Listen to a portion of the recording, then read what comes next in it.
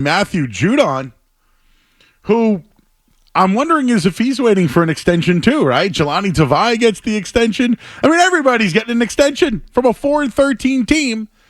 And, you know, we've talked about this before, but if we're talking high-end talent on the New England Patriots, there's not much there. But if there was someone at the top who was a high-end talent, I think with the Patriots, it starts with Matthew Judon, right? Mm-hmm. I know he's injured, but it's probably still considered a high talent player around the league. Still gets after the quarterback. Yeah, I mean he still has, crazy value. He's a good player, great player, and they're paying everybody. But they were a 4-win team. But if it wasn't for the side of the ball that's getting all the money, they would have been worse than the Carolina Panthers. So they're paying their defensive guys, and I think he's up next. I think he knows. I think they know it. They have the money for him. I think he's going to get his money. If they put it like this, though, if this was Bill with those injuries and his age, yeah, he might not still be here. But I think they're going to pay him. I think he's going to be the anchor for their defense. I think they view him like that.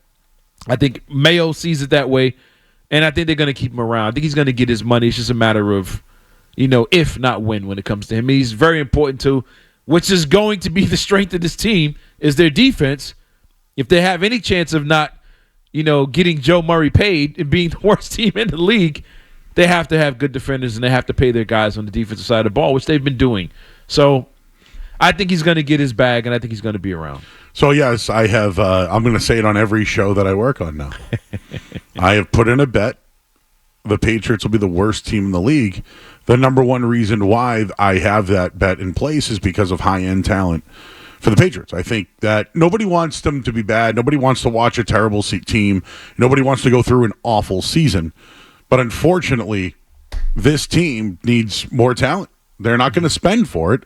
So the only way they're going to do it is through the draft. So for the people who don't like it and want them to compete, well, then don't play Jacoby Brissett. I know you're high on that one. The other one is this. Pay for some talent. Mm-hmm. So the Bleacher Report put a list of 6 players that could potentially be traded. Some of the names are like Khalil Mack, Budda Baker, Shaq Thompson, just guys like that, right? And Judon's probably right in that company. And Bleacher Report says the Patriots don't have a quick fix from their 4-13 finish. It, talks about the supporting cast and Drake May potentially sitting, and how it could be a multi-year rebuild for Gerard Mayo. So the likelihood that Matthew Judon, who's going to be 32 when the season starts, will be part of that rebuild is unlikely. So I'm just curious what a guy like Judon could net you in return. And obviously the Eagles, Hassan Reddick got a conditional 3rd-round pick from the Jets. Could the Pats get something similar for Judon? And here's the other part of that. It would save them about $7 million in cap space and continue to forget about the cap space. To buy the Celtics. The draft pick. Maybe the draft pick is another way that they can help rebuild that's going to take multi-years. Yeah, I mean, look, they are in a rebuild. But I might be on a complete small, tiny island in the middle of Jamaica Pond that some people think it moves, but it doesn't. But I'm sitting out on that island in Jamaica Pond where I think this might sound crazy. I know I'm saying this on this station, but I don't think they're as bad as people think they are. I don't think they were as bad last year as people made them out to be.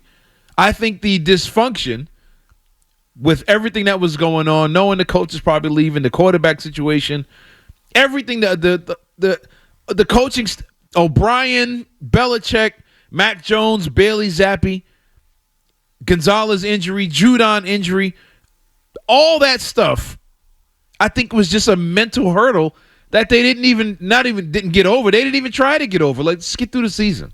Let's just get out of here. I don't look at them the same way I look at the Carolina Panthers, who I think they just don't have anything to work with. They have no talent whatsoever. They weren't in games. They weren't competitive. There's other teams who I think are in shambles and been in shambles for years. And in the NFL, there's always a quick flip. There's always teams. We look at the schedule. Oh, yeah, that team's going to win 10 games. Team's going to win 11 games. We looked at the Patriots schedule last year before the season started and said, man, they play all these double-digit win teams.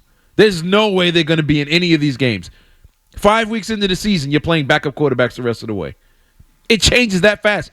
We watched the Patriots play the Houston Texans in a preseason game and thought they were equal. We did. We sat right here and said, you know what?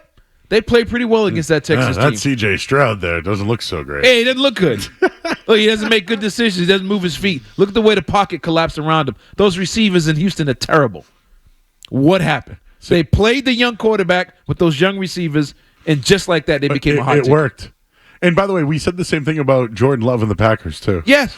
Even though I know he's sad a little bit, but still. Yeah, because Aaron Rodgers was there. Of course he's going to. And it's who you saw in the preseason, though. All we can do is compare it to who they're going against. That's right. That's it. We look at a lot of these teams every year and say they're going to be great. We looked at the Raiders. Oh, man, they got Devontae Adams. They got, oh, man, they're going to be. Jimmy Garoppolo looked a mess. The Patriots should have beat that team. Parker drops the pass down the sidelines through his hands. So many little things. They could have beat that team. We thought the Chargers were a 12-win team. We sat right here and was like, man, the Patriots should beat this team. The Steelers, they had the Steelers beat. I mean, all these teams, we thought Denver with Russell Wilson was going to be something. Mess. Every year, teams at the bottom become the top dog, and every year teams at the top go to the bottom. This Patriots team was in every game they played. Except for early on, the Cowboys game, stuff like that.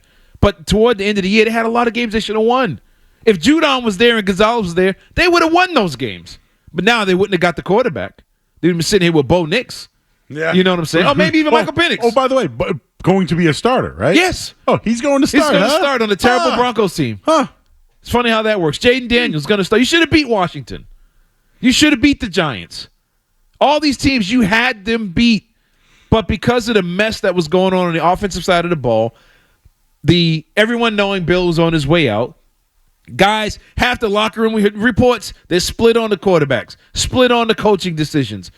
I think with all that being out and guys is going out there and everybody's paid. That's the other part. Everybody was checking their pockets. Are they going to pay me? Am I going to be here? The fact that these guys wanted to re-sign with the Patriots, I think tells you something. It's not that they re-signed all their own guys. It's with all that turmoil, all those guys said, no, I want to stay.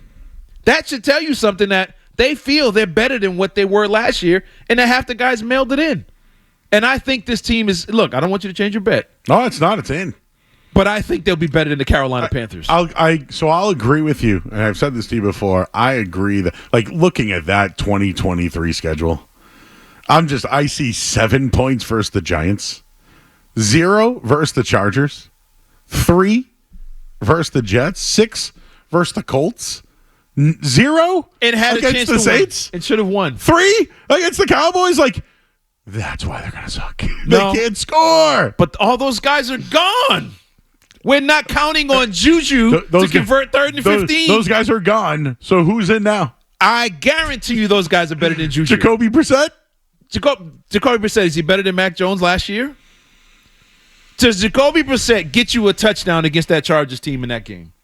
Or remember, they didn't cross. You're putting me in a tough situation. They didn't cross midfield in a couple of those games. Do I think Jacoby Brissett is Does he better get than you Mac one Jones? touchdown in the rain against the Chargers? I'm not happy with saying it.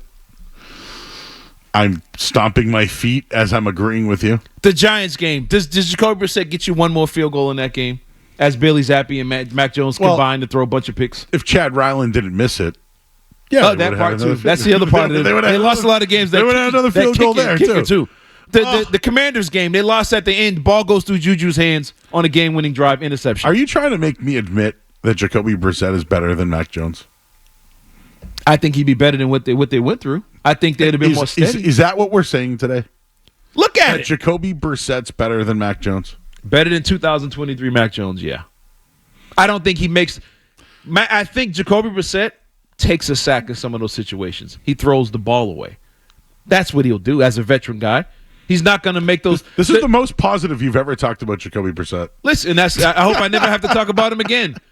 I can't think – the play in where Zoe completely lost it. The game against the Colts. Yeah, the one in the back of the end. The Mac Jones. He lobbed it into the end zone. He's wide open in the back. That play there. Threw it off his back foot. Jacoby Brissett either makes that throw or he doesn't throw it at all. No, we'll live for another down. But that offense was so bad. The play calling, I think, was bad too. We're not going. I know how you feel about O'Brien. Very suspect. Very suspect. So I think if the defense, and then again, a lot of those games, there was no Judon, there was no Gonzalez. The injuries were piling up. Your cornerbacks were depleted. You were beaten up. I think with a healthy defense, they win a majority of those games, second half of the season, against those backup quarterbacks. Let's continue this. Because Tom Curran wrote about the best case, worst case scenarios for Drake May. And there's some betting odds that are out there regarding Drake May and what his projections are. We'll have that, and I can't believe Cerrone is trying to get me to say that Jacoby Brissett is better than Mac Jones. I'm not there yet, but I'm stomping my feet in agreement right now. 2023. As we like to say on the night show, I'm 50-50 yes. I'm 50-50 yes that he is, but I don't like it.